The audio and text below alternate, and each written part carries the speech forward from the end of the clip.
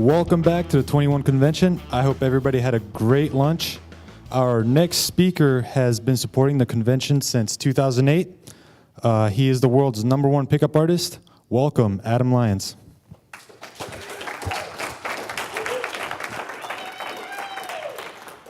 Awesome. Hey guys, whew, it's good to be back. I like it in Orlando. Like, I know the 21 conventions sort of like traveled around and been sort of everywhere. Just Orlando feels like home. It's like this is where it started. Got a lot of new faces. There's so many people here that I sort of haven't seen before, which is really cool.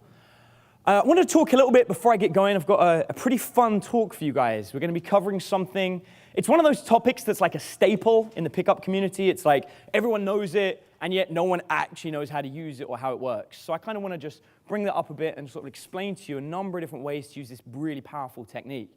But before I get into that, I kind of want to explain about, get an idea of kind of like the kind of people that we've got around us and the kind of people that you guys are. So very quickly, before I start, how many of you guys are like would consider yourself sort of like amateurs? You're like new to this, you want to get good. Just a show of hands. 2, 3, 4, 5, 6. There's a few of you, okay. And now, how many of you would say you're sort of quite proficient at this? You've been doing this for a while and you're pretty good. Raise your hands. So, okay, so that's much less. One guy's like, I'm not sure. I'm in between. I'm kind of, depends who you compare me with. He's like, if you compare me with someone who's really bad, I'm good. You compare me with someone who's really good, I'm bad. I get it, that's where he is. Okay, cool. First of all, I like to think about where did we come from? Why do we suck? Why were we not very good? And I've got a lot of theories about this, and we're going to be looking into that a little bit. One of the big ones is, I think I can pinpoint the exact moment my game started dropping. I came from a really interesting background, so I'm going to share this with you. I've never shared this before. It's a funny thing. In my local lair, it became like a funny thing to talk about, like Adam's background. They'd be like, when it first came out, everyone's like, oh my God, really? They're your parents? I'd be like, yeah. And they're like, man, it's crazy. My mom was a stripper, and my dad was a croupier for Playboy Casino.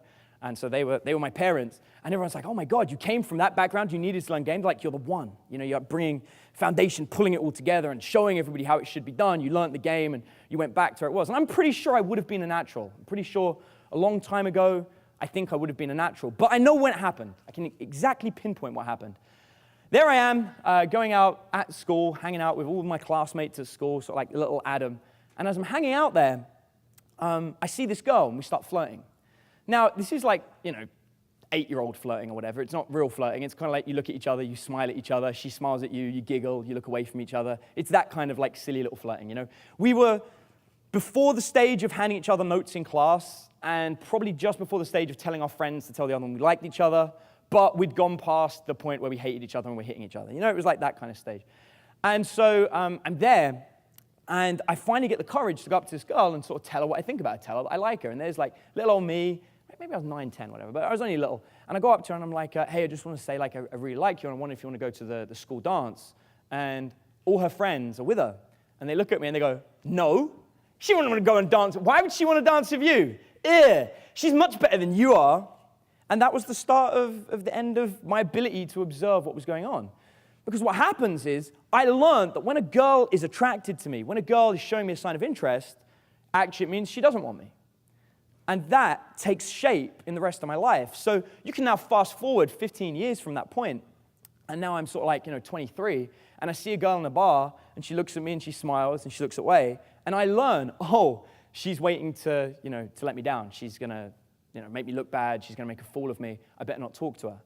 That's what I learned. That was like my process of growing up. And then it took coming to game to realize that actually that isn't necessarily true. What happened in the past was she had bad friends. There were social groups going on. Her friends were jealous or whatever the reason was. But that literally was one of about 1,000 things that stopped me from potentially being the natural I may have been able to be. And my argument about game, I don't think, everyone's like naturals, not naturals. I don't think there's such a thing as a natural. I think we're all naturals. I think inside every single one of you, you have the ability to be good. Just get an idea. Who here agrees with that? Who here thinks actually inside them raise your hands high so I can see. That's like the whole room, right? Every single one of us does believe that. And like, this is a really big point. And I hate the guys that are sort of like, I studied this natural or whatever, or this natural is really good. No, we're all good. Just some of us have different problems in our past. We have issues, and we don't see things necessarily the way they should be seen. Perception is a very important part of reality. It's a very important part of game. Today, I'm going to be teaching you a little bit of voodoo mumbo-jumbo stuff. I'm going to show you how to fuck with reality a little bit.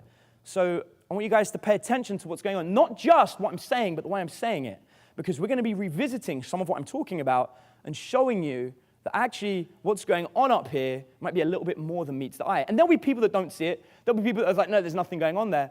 But they're just not really focusing on actually what's going on behind the words in the subtle sub-communication. If you think about it, the majority of communication isn't done by the actual words. It's done by the subtle non-verbal communication that we use. And I'm going to start getting you guys to maybe wake up to some of the verbal sub-communication we use. Not the non-verbal stuff, but the verbal sub-communication, which is also going on. So we're going to be revisiting that. It's going to get a bit complicated, but try and bear with me. I hope you guys understand. Before I go on, just out of interest, obviously we've spoken about guys that are shy and sort of like a little bit unconfident, which is definitely where I was.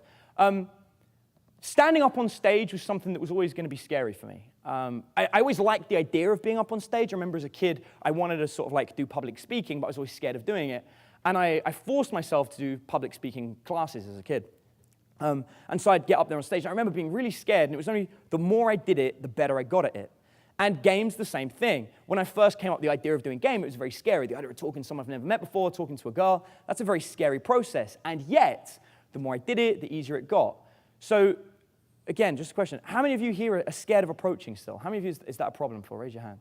That's a very small number, right? There's a few of you guys. Some of you are still scared. Okay. The more you do it, that lessens, but it never really goes away. As a complete separate thing, how many of you would be okay coming up on stage? How many of you would be scared about the concept of coming up on stage and giving a public speaking talk? Raise your hand if the idea of standing up on stage scares you. Just no one. That's awesome. Oh, wait. No, now everyone's hands are going up. So 1, 2. Anyone else? Raise your hands high, guys. So just going to see. 1, 2, 3. Yeah, right. All right, cool. All right, so just to get an idea. Cool. So what's really fascinating is a lot of you guys would be a lot more comfortable coming up on stage than you would actually going out and meeting girls and talking to girls, which is ironic because one of the biggest fears that people tend to have is actually public speaking and going up on stage. So all of these things you can get rid of by practice. The more you do something, the better you get. But being armed with the correct tools for practice helps. You guys see what I'm saying there? Having the correct tool when you go out and practice ensures that you've got a much higher success rate than if you went out there alone. You know, imagine going to fight a war and someone said, all right, son, are you ready? Here's your little pea shooter here, your catapult. You're going to go with that. Everyone else has got AK-47s. But you've got good spirit, good heart. I believe in you. No, he's setting you up for failure. If you've got the right tools before you go out there, you've got a good chance of success. Now, having said that, the situations that you're going to be meeting, they don't require actual physical tools. They require verbal tools. And so during this talk, we're going to be talking about the power of qualification and how qualification can actually empower you in a number of different situations to bypass situations and problems that you may be having, and also how to use it to kind of like refine the work that you're doing. Now, to start off with,